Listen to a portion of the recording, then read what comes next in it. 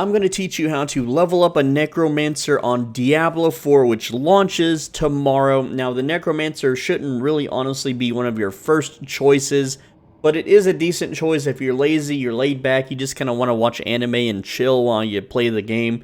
You don't want to zip through the whole thing like a sorcerer or the rogue. The Necromancer is okay. Now, this build guide is not going to require you to have any codexes, unique items, or special rare drops. This is just a very basic leveling guide that anyone can use at any gear score, all the way up to like 25, 30, 35 even, and it will keep you alive, it'll keep you moving forward without being stuck on a boss or dying constantly. You really shouldn't die at all with this build, but for those of you with little time, because you're probably cramming like crazy for tomorrow, I'm just going to show you the leveling path real quick, and then in the rest of the video, I'm going to demonstrate why I pick these choices, and then show you how it all works. So I'm just going to scroll this up for you, and you can pause the video or slow it down if you just want to follow that, and then be good. And there you go. Pretty simple stuff. This is a very simplistic build, but let's talk about it now, and then I'll show it off. So here on the skill tree, you're going to start with Bone Splinters. This does more damage than these other ones. It also shoots fairly quickly, but also it right here, it gives you more essence. It gives you more projectiles when you have more essence. This one causes them to be vulnerable, but because you're hitting three enemies with it. It looks like this. It's just sometimes 5. It's just really, really good for essence building, because it does generate 5 per hit. So there you go. And because you're making enemies vulnerable, it's also just more damage, 20% more for everything else. Next up, the only skill you're going to be using here on the core skills is the Blood Surge, which looks like this. Just a big red explosion around you. It's very powerful compared to the other core skills at early levels. It's easy to aim, but it hits twice. And it also heals you, which is really nice. And then we also get Supernatural here, which gives you some Fortify. Again, this is just purely for survival, but it's really nice. You run into a pack of mobs, you cast one spell, most of the time they will all die. Alright, then we come down here, and we get Corpse Explosion. This is our main damage spell. It's free to cast, you just need a corpse on the ground. Very cool stuff. We get the Enhanced Corpse for a bigger explosion, and Plague Corpse for more damage whenever they're stunned or vulnerable, which you can make them vulnerable if you want for bosses. After that, we do get 3 points into Skeletal Warrior Mastery, which I'll talk more about minions in a bit, but this is just, it's free damage, okay? 45% more life and damage per warrior times 5 or even more if you get gear later on. That's insane. That's more damage than anything else is going to give you, alright? But also, we go down here, and we just get the same thing for Skeletal Mage Mastery. We also, at some point, get Grim Harvest much later on. You don't need to get it right now. I do get a point in Hued Flesh, because I'm dealing, like, Blood Surge hits twice, and it's a big AoE. So, this is really 8% times however many enemies you're fighting. You're going to spawn more corpses, just really, really easily. And now, Grim Harvest, again, I get this in my late 20s, because it just gives you more essence when you start popping corpses. It's just really nice to have. I don't get any curses. I don't need them. I don't have enough skill slots for curses. This game forces you to have skill slots for your summons. If I remove the golem from my skill slot, the golem dies, so it has to remain on the skill slot. Also, the golem has a taunt. It's nice to have. We get nothing in Corpse and Macabre, or however you say that word. Macabre? I don't know how to say it. It's not a word I'm familiar with. But we don't get anything there. Going down to the ultimates, we do get Bone Storm. You know, that Bart Simpson game, right? And the reason why is not only does it do damage around us, but also the golem, which is always going to be hugging something. So this is double damage compared to any of these other ultimates. But also it gives you nice damage reduction, so it's a good panic button in case a boss slams you around.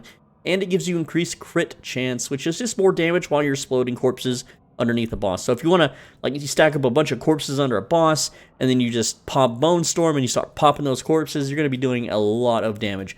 Oh, by the way, I forgot, we do max out Corpse Explosion for the raw damage. There we go. So, this build is very basic. You just simply... let's talk about the Book of the Dead, my bad. So, Book of the Dead, here's what we do. Hold on. For Skeletal Warriors, we use the Skirmishers because, believe it or not, these guys have higher DPS than the Reapers. Yes, the Reapers spawn corpses. We don't need corpse spawning. That's what our Q spell's for. Our Q spell is going to clean up all the regular mobs, and then we can spawn corpses from there. Bosses, well, we just use our Bone Splinters for the most part, and then we will be getting corpses, and then Bone Storm, and our minions clean up bosses, essentially. But essentially, you pick Skirmisher, and then you get one additional, so that's more DPS. You don't need the crit one, that's for in-game. You don't want to do Sacrificing, not this early, okay? Defenders, they have lower DPS, and I tried a Thorns build. There's a lot of setup with a Thorns build, and it's not honestly that great. It's actually slower than this build, much slower.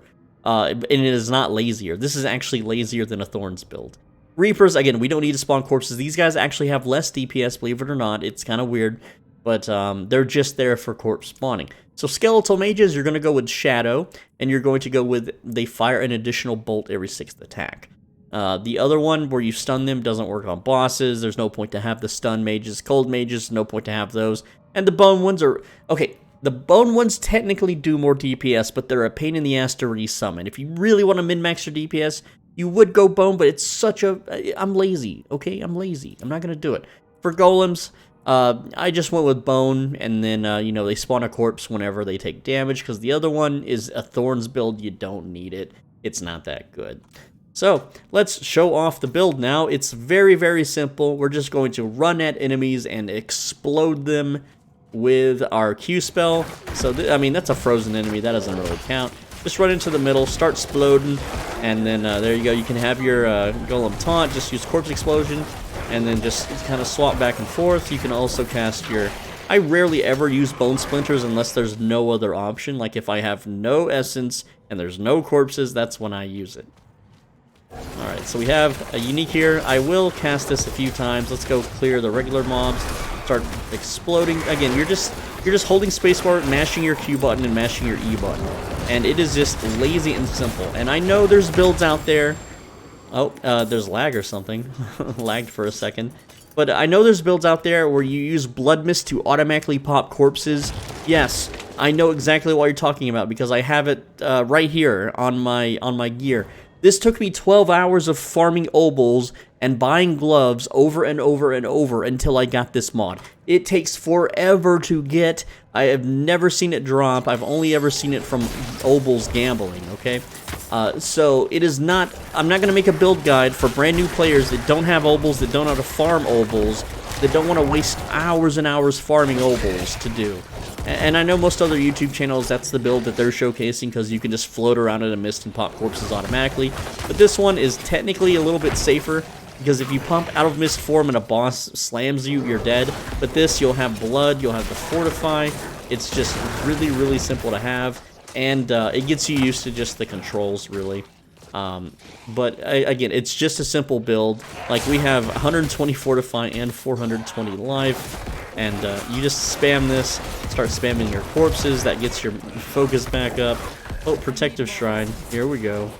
Again, we just use the Corpse Explosions, and our minions do a lot of the work. You know, I haven't even used, you know, you can use, don't be afraid to use your ultimates here. That's what they're there for. When there's elites or higher, stronger mobs, you know, that's when you use them. And sometimes I'm stingy, I don't like to use them until something's really going wrong, but you gotta break that habit, okay? Just run up, explode everything with your Q, and then with your E when you can't Q anymore.